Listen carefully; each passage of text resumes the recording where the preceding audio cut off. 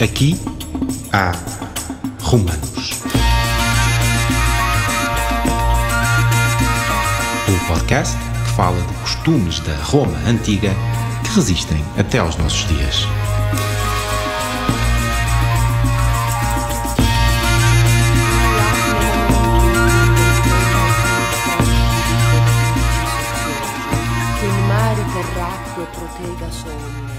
Bem-vindos ao podcast Aqui há Romanos. O meu nome é César Santos, sou arqueólogo da Câmara Municipal do Seixal e hoje tenho aqui comigo o João Duarte, escultor, especialista no trabalho do bronze, e vai-nos falar um pouco sobre a tecnologia de fundição do bronze, que já existia desde a época romana, como era feito, como é que evoluiu, se evoluiu ou não.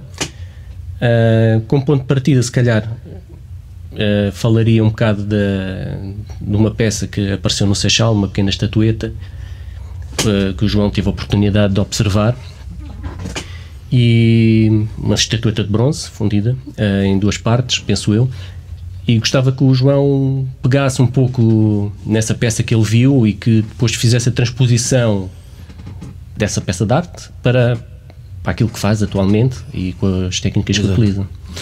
Pronto, olha, eu realmente foi um dia importante para mim, foi ter encontrado-te e ver, digamos, a escultura, que é maravilhosa. Portanto, é uma escultura pequenina, em bronze, e que, de certa maneira, retrata um pouco os criadores, porque as peças são feitas por criadores, neste caso são escultores. No caso das medalhas são medalhistas, no caso das moedas são numismatas. Em relação a isso, eu posso dar o meu apoio, porque realmente fui professor de 22 anos de medalhística e de moedas. Tenho feito algumas moedas, tenho muitas medalhas e de certa maneira toda a história da medalhística e toda a história da escultura, toda a história das moedas, eu tive que lecionar.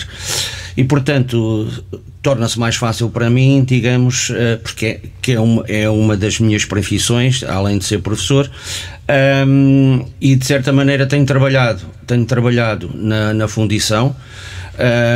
Tenho trabalhado também na parte da escunhagem das moedas e tenho trabalhado também na parte da medalhística, da gravação e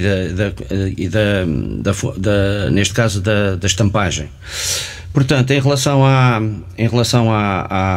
eu queria dizer que os romanos, portanto, fizeram um pouco a parte da Grécia, foram buscar um pouco da escultura grega e no fundo adaptaram-na aos seus costumes. E nessa peça posso-vos dizer que o homem, portanto, a parte das ideias, e a partir das ideias depois vai olhando para essas ideias que o envolvem na sociedade, neste caso na sociedade romana, e vai transformando por isso é que são criadores, transformam o que está no ambiente para o interiorizar e o sugar, vamos lá, com a sua criatividade.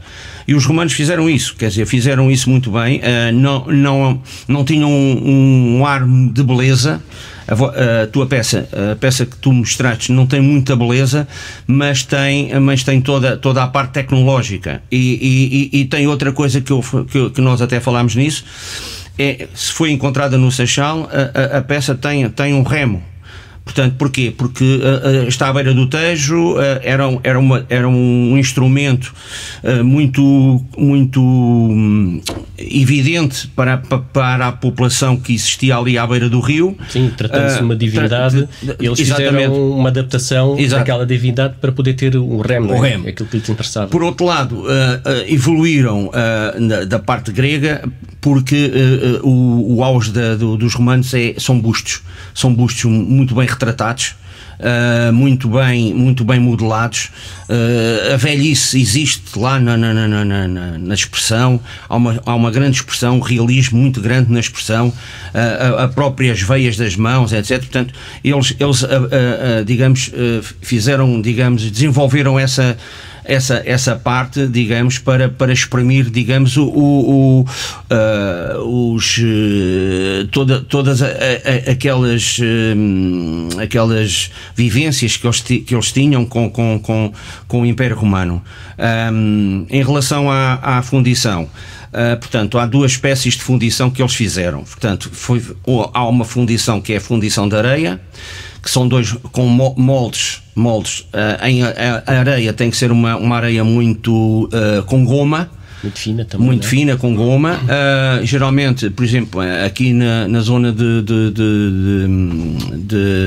Torres Vedras, existe essa areia que é muito boa, onde os fundidores vão buscar essa areia, porque é uma areia muito goma e muito fininha, que também serve para fazer vidro. A Marinha Grande ia lá apanhar muito essa areia. Portanto, há duas espécies. Há o direto.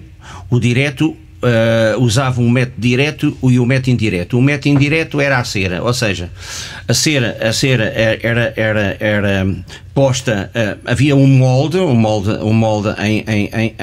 daquilo que eles queriam fazer, depois enchiam de cera, essa cera depois portanto, havia um cadilho neste caso era o bronze era fundido, era líquido, e com a alta temperatura, com um cadilho despejavam para dentro do molde.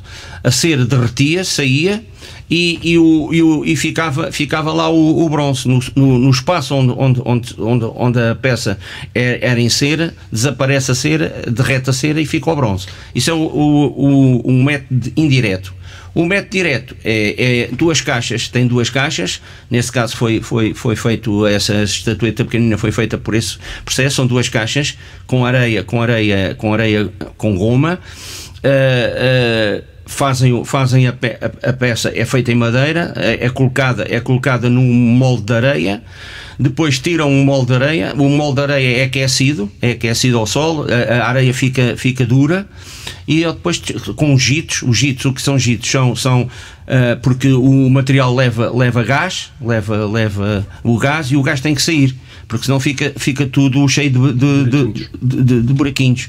Portanto, o material o ar sai pelos jitos.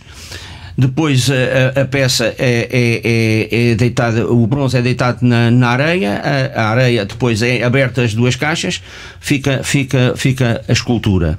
Automaticamente depois tem que ser cinzelada, a escultura irá ser cinzelada, é cortado os jitos, porque os jitos, o material do bronze sai, e fica aqueles jitos são cortados, e aí há um pormenor grande, porque tem que ser um bom cinzelador para não estragar, digamos, a parte escultórica, porque às vezes a pessoa que vai cinzelar pode estar a ferir, digamos, todo o volume que o escultor produziu. Portanto, isso é outra tecnologia, digamos, o cinzelar é outra tecnologia muito importante. Eu trabalhei com várias pessoas ligadas ao bronze, velhotes, e quero-vos dizer o seguinte, quer dizer que mesmo os velhotes com 50 anos de trabalho, qualquer peça era sempre uma dúvida que se saía bem ou não. Portanto, não o ofício é muito importante, mas cada peça é uma aventura. Portanto, o trabalho da escultura não terminava no momento em que se fazia a peça em madeira ou a peça em cera? Não. Depois iria para a fundição, e depois era o acabamento. Geralmente o acabamento, eu preferia fazer o acabamento e não o fundidor, porque é muito difícil, porque cada escultor tem o seu volume, tem a sua, digamos, as suas linhas, e realmente, se uma pessoa não tiver a interligação com o escultor, geralmente não tem, podem ferir as linhas com o escultor, às vezes são importantes para o escultor. Portanto, isso é, digamos, o método. Também quero dizer, historicamente, infelizmente nós portugueses tínhamos grandes fundidores. Posso-vos dizer que no Terreiro de Paz existe aquela escultura do Dom José que foi feita, fundida única e exclusivamente por um vaziamento de metal, que é extremamente difícil. Feito só de uma vez. Só de uma vez. Infelizmente, hoje em dia, as fundições estão a acabar e a maior parte dos escultores portugueses estão a ser enviados para os fundidores de Madrid, ou eu próprio fundo as minhas peças em Bilbao, em Eibar, que é uma fundição que já está muito evoluída no sentido de computadores, já é outra coisa. Mas o princípio é exatamente o mesmo do que os romanos. O princípio é exatamente que os romanos.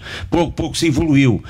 Agora com o 3D, etc. Portanto, há toda uma evolução, mas o princípio é o mesmo. O princípio é o mesmo.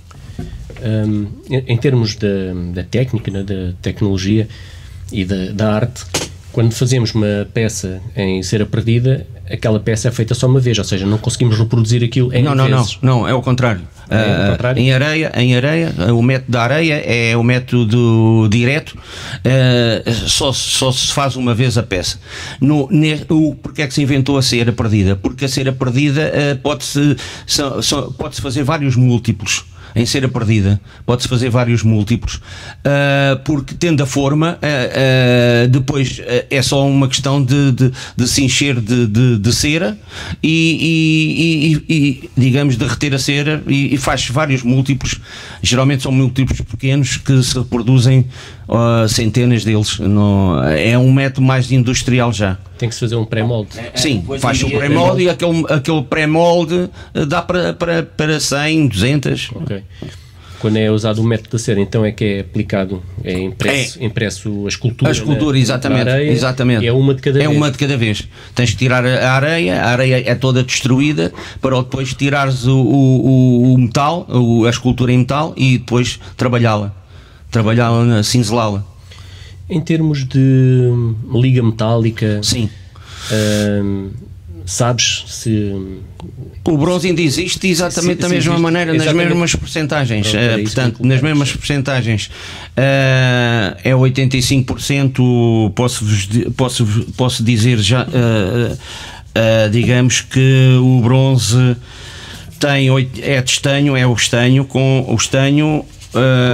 O cobre é o mais tem 85%, e o resto é o chumbo ou então zinco. Zinco. Os zincos não havia em época romana. Pois não havia época romana, mas hoje em dia, portanto, substituir o chumbo, até porque o chumbo tem problemas a nível cancerígeno. Exato. E hoje em dia tem, mas o método é o mesmo, estás a ver? Portanto, as percentagens são as mesmas, porque realmente é um material que quando fica, quando deixa quando arrefece, fica duro. Portanto, por isso é que hoje ainda temos materiais e esculturas dos romanos, porque realmente através dos tempos aquilo dura. Portanto, é um material muito duro. Fala-me agora um bocado da tua experiência enquanto artista. O que é que tu sentes? Quando estás a produzir uma peça que é única, não é? Fala-me dessa experiência. Pronto, olha, é assim, os romanos tinham várias classes, e uma das classes mais importantes era, digamos, a classe do... Havia escolas em Atenas e Roma, e havia escolas de Atenas e Roma, havia vários diretores das escolas. Posso-vos dizer, o Paiteles, o Evander e o Apollonis eram grandes diretores de escolas de arte. Aprendiam lá a escultura e, de certa maneira, portanto, Portanto, eles tinham uma certa digamos, era uma série de pessoas que tinham um certo poder, digamos, na parte social, eram os escultores, e depois também eram, digamos, os homens que cunhavam as moedas. Portanto, também o processo da cunhagem das moedas, que também ainda hoje se descobre várias moedas romanas no nosso país também, e há muitos colecionadores de moedas. Havia a cunhagem de martelar as moedas, que só tinha uma face. Depois inventaram a moeda ter duas faces, ou seja, tinham que ter um punção. Esse punção era martelado, mas esse punção dava um anverso e o reverso. Então, estás a perceber? Portanto, hoje em dia é a mesma coisa. Hoje em dia, em vez de ser martelado, é um balancé, ou no romano era balancim, que tem uma força uma pressão de 100 toneladas, que bate no metal que vai aquecido. Pode ser cunhado de duas maneiras: pode ser estampado, pode ser o material, pode vir aquecido, que é mais fácil de impressão, de estampagem, ou então pode ser mesmo o material sem nada, material mesmo, porque é uma pressão de 100 toneladas. Portanto, nós temos dois cunhos. O cunho de cima é o anverso, o cunho de baixo é o reverso. Bate com 100 toneladas e espalma, e fica de um lado e do outro a moeda. Posso-vos dizer que a moeda hoje em dia é exatamente a mesma coisa, simplesmente, portanto, depois há máquinas, começou depois a seguir o vapor, a máquina a vapor, e depois as máquinas elétricas. Hoje em dia as máquinas elétricas tiram 700 medalhas por minuto, 700 moedas por minuto, desculpa. Não é medalhas, é moedas por minuto. Portanto, estás a ver. Portanto, enquanto a estampagem martelada era muito lenta.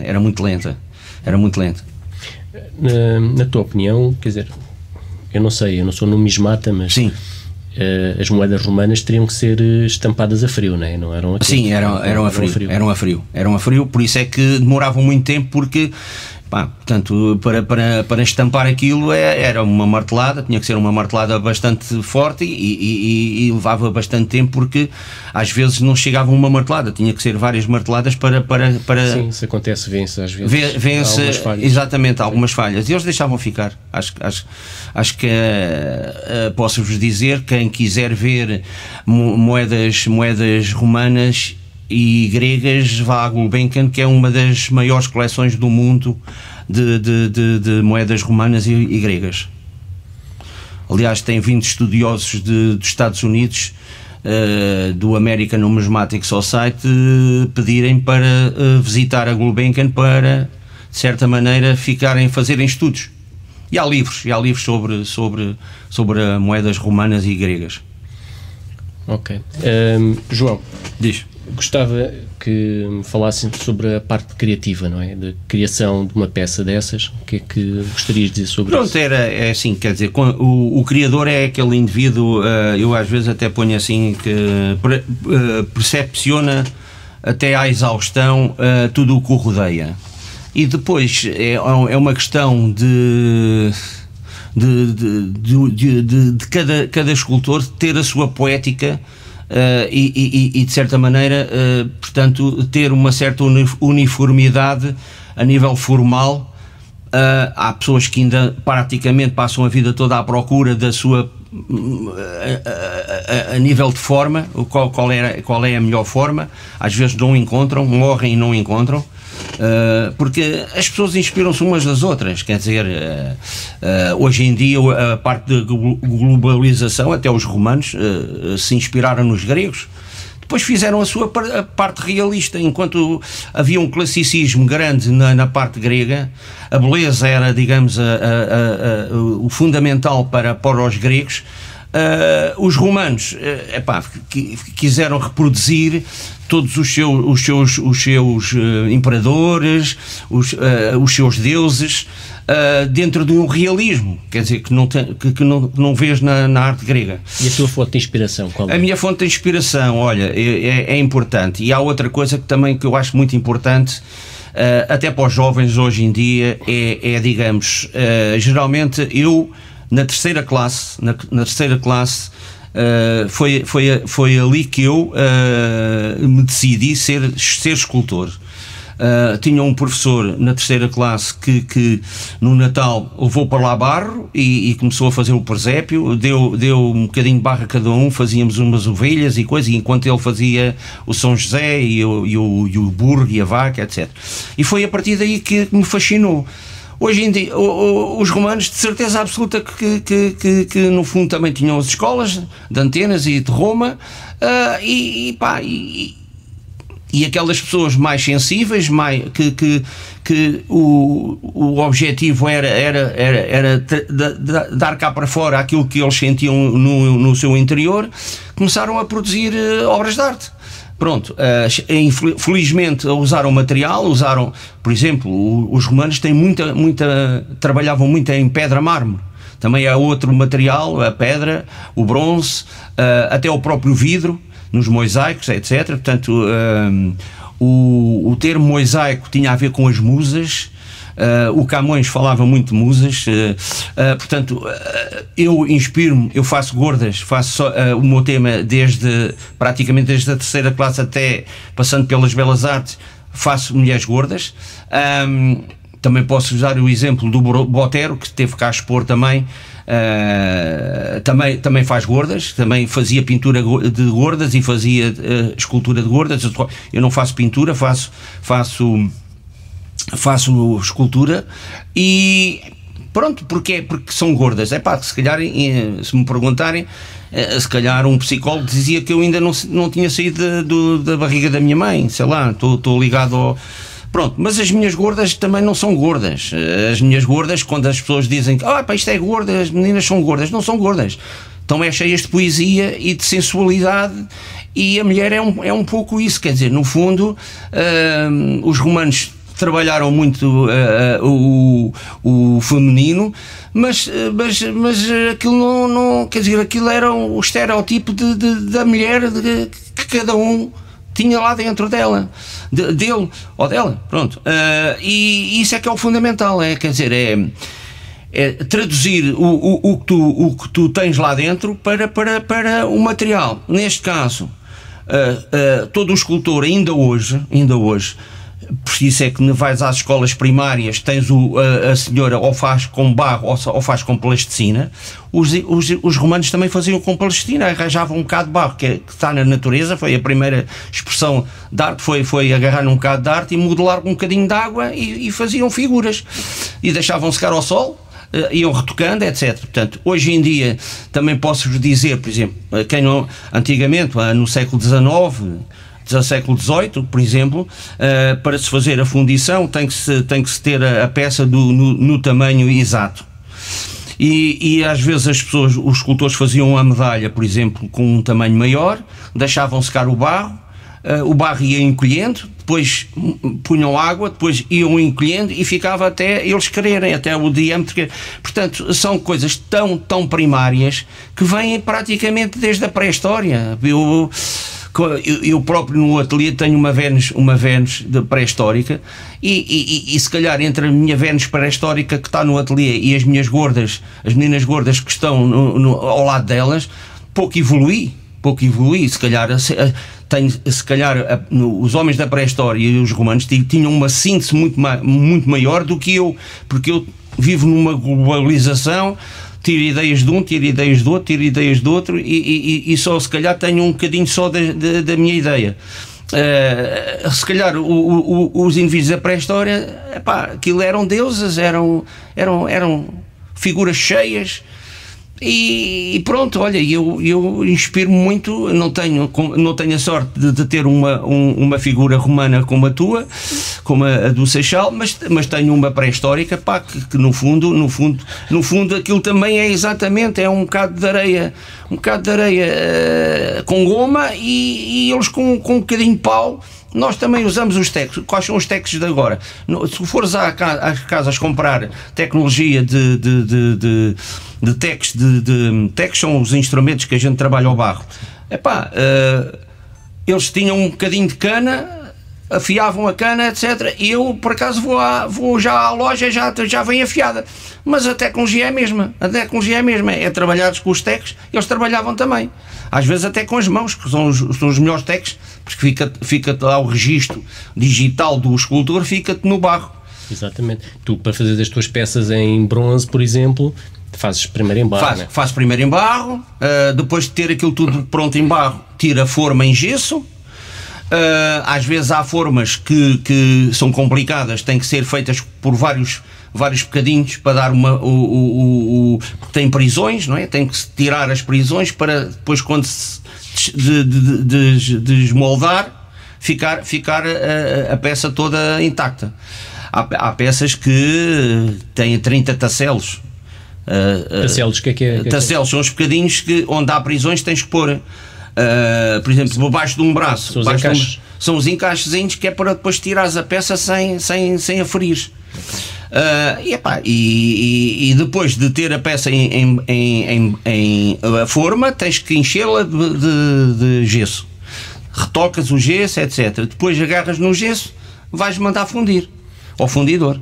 Ou seja, portanto, se for em pedra, se tu queres trabalhar em pedra, há duas hipóteses de trabalhar em pedra. Há aquele indivíduo que agarra na peça em barro e depois leva ao canteiro, e o canteiro, através de um sistema de compassos, faz-te fielmente o que tu apresentares em gesso. Faz-te fielmente, escolhes uma pedra, ou granito, ou mármore, etc., ou calcário, faz-te cópia exatamente com as mesmas dimensões, porque tem um compasso e vai tirando as medidas. Ou então fazes como o João Cotileiro e outros indivíduos que trabalham a pedra diretamente com uma máquina. Portanto, as expressões são completamente diferentes. O corte de uma máquina dá-te uma determinada volumetria que não consegues se trabalhares com a mão, com os techs. Portanto, estás a ver? Portanto, isto é muito importante. Qualquer pessoa pode agarrar numa pedra e começar com um escopo e começar a trabalhar, ou com uma rebarbadora pequenina, pá. Portanto, qualquer miúdo pode fazer escultura em pedra. É um bocadinho mais difícil, mais dura. Em relação a, digamos, hoje em dia, portanto, em relação às medalhas, hoje em dia deixou-se de fazer aquela medalha tradicional. Eu próprio evoluí num conceito de medalha objeto, que são medalhas que tu podes brincar com elas, podes desmontá-las, podes montá-las, podes ajuntar vários materiais, acrílicos, bronze. Há já o corta laser. Antigamente era tudo à mão, era com uma serra de rodear à mão, a cortar o metal. Portanto, mas a evolução não é muita. A evolução, tanto na moeda, tanto na medalha, como na escultura, os romanos, se não fossem os romanos, a gente andava aí às aranhas, porque realmente fomos copiar muita coisa aos romanos e aos gregos e aos etruscos também, que eram escultores. Hoje em dia também pode-se fazer um estudo sobre nas regiões africanas. Também há muita escultura do mais primitivo possível, da fundição mais primitiva, que eles agarravam na terra e enfiavam lá as peças e fundiam. São bem conhecidos os bronzes do Benin, que são peças fabulosas. Exatamente. Portanto, a evolução, se calhar são tão belas como as atuais. Mesmo, estás a ver? São tão belas como e há outra coisa que é muito importante. Portanto, cada civilização tem a sua cultura. Estás a ver? Portanto, tu distingues uma peça romana de uma peça grega, de uma peça etrusca, dos bronzes de Benin. cada região, porquê? Porque cada escultor assumiu aquilo que o rodeia. Sei lá, no Benin se calhar rodeiam coisas que nos romanos não havia, nem os etruscos, cada um tinha a sua civilização diferente. Sei lá, hoje em dia, como há muita globalização, se calhar tu em 2 segundos vês o que o senhor lá do americano está a fazer. Exatamente. O que o da Rússia está a fazer, ou do que o da Austrália está a fazer, e é mais fácil, se calhar não temos tanto, a nossa civilização está um bocado digamos conjunta, e ainda já não distingues muito o que é europeu do que é tirando o Oriente, etc. Portanto, o artista é o fruto o criador da sua sociedade, do seu tempo, não é? É o que tu estás a dizer. Exatamente. Olha, estamos aqui quase a terminar, de certeza. Só para quem nos está a ouvir, saber onde é que pode ver peças tuas. Sei que tu fazes peças para arte urbana e coisas assim desse género. Certamente vão ter curiosidade de conhecer melhor e ver o que tu fazes. Olha, é assim, infelizmente eu sou uma pessoa que como há muitos anos tenho ido quase ao mundo todo com os meus alunos na medalhística, tenho-me dedicado muito à medalhística, e além de tenho à volta de 200 medalhas editadas da minha autoria, mas depois também comecei a colecionar. Fui um grande colecionador de medalhas, eu tenho na minha coleção desde medalhas do Dom Sebastião até aos nossos dias, porque antes de ontem fui buscar uma medalha minha. Portanto, eu não quero ter as medalhas no ateliê, porque acho que as pessoas, lá está, as pessoas devem cultivar, deve haver sítios colocados para determinadas áreas, e eu ofereci as minhas 2.380 medalhas ao Crato. Para além, também tinha medalhas estrangeiras, desde medalhas do Dalí, do Salvador Dalí, etc. E entreguei tudo ao Centro Internacional de Medalha Contemporânea do Seixal. Portanto, tenho lá à volta de 300 medalhas internacionais, e eu me dando a amigos que se fazem nos congressos, etc., trocam medalhas uns com os outros. Moedas, não, a última moeda que eu fiz foi agora das Jornadas da Juventude. Ia falar nisso. Não gosto de fazer moedas porque não tem muita criatividade, não se pode evoluir muito, porque aquilo são regras, décimos de milímetro, trabalhas com alturas de décimos de 4 décimos de milímetro, 2 décimos de milímetro, e não se pode furar a moeda, não se pode pôr outros materiais, etc.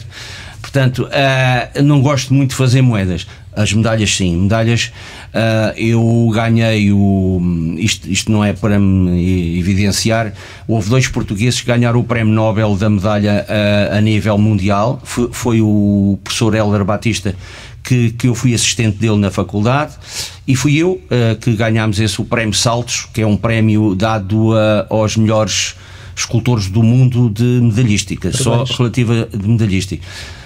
Mas infelizmente a medalha é isso que eu acho que os romanos tinham muita. Os romanos faziam as coisas e punham ou em monumentos ou tinham nos templos, etc. Aqui, mesmo a dar as coisas, dizem logo que não há espaço.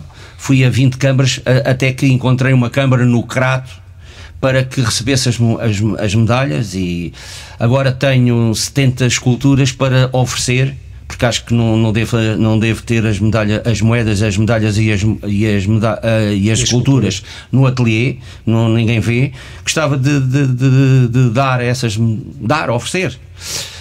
Tenho andado aflito porque as câmaras, o próprio governo não tem espaço para ter as coisas. Pronto, eu também não posso ser egoísta, porque também conheço várias pessoas, vários escultores que também querem dar, e se calhar fazia-se um grande museu de arte contemporânea à borla, que não era preciso, porque às vezes a arte pensa, e tal, é preciso muito dinheiro, e tal. Não é preciso dinheiro, porque há sempre, eu conheço um indivíduo que fez um museu de desenho, um desenho. Outra coisa que os romanos faziam, antes de começar a modelar, faziam desenhos. Nos mosaicos, por exemplo, eles primeiro tinham que fazer o desenho e depois dentro do desenho iam pondo lá os tacelos de vidro, etc., para fazer, digamos, a composição do desenho. Portanto, o desenho é fundamental para os artistas. Hoje em dia um indivíduo, um miúdo que queira ir para as artes, o mais importante é saber desenhar. É desenhar o dia todo, porque o desenho tem a ver com a pintura, tem a ver com a escultura, tem a ver com a arquitetura. Digamos, o mais importante na arte é saber desenhar. E saber ver. Também há um ensino, por isso é que há as escolas de artes, António Arroio, é exatamente porque a pessoa tem que saber ver. Não é fácil, até por um cineasta, está tudo ligado. O cineasta é preciso ver, o fotógrafo é preciso ver, saber ver. Às vezes coisas que passam despercebidas a um normal, um ser normal. Se calhar para um fotógrafo aquilo é aquele momento exato que aplica naquele minuto, digamos, o clique. E está tudo ligado. Os romanos não tinham máquinas de fotografar, mas a máquina deles era o cérebro deles. Exatamente. Pronto. Obrigado para quem nos está a ouvir. Espero que tenham gostado deste momento com o João Duarte e despeço-me. Boa tarde. Aqui há Romanos é um podcast da Agenda Cultural de Lisboa. Foi idealizado e produzido em parceria com o Centro de Arqueologia de Lisboa para assinalar o 10º aniversário da criação deste equipamento da Direção Municipal de Cultura da Câmara Municipal de Lisboa. A sonoplastia e genéricos são da autoria de Fernando Figueiredo. A coordenação é de António Marques.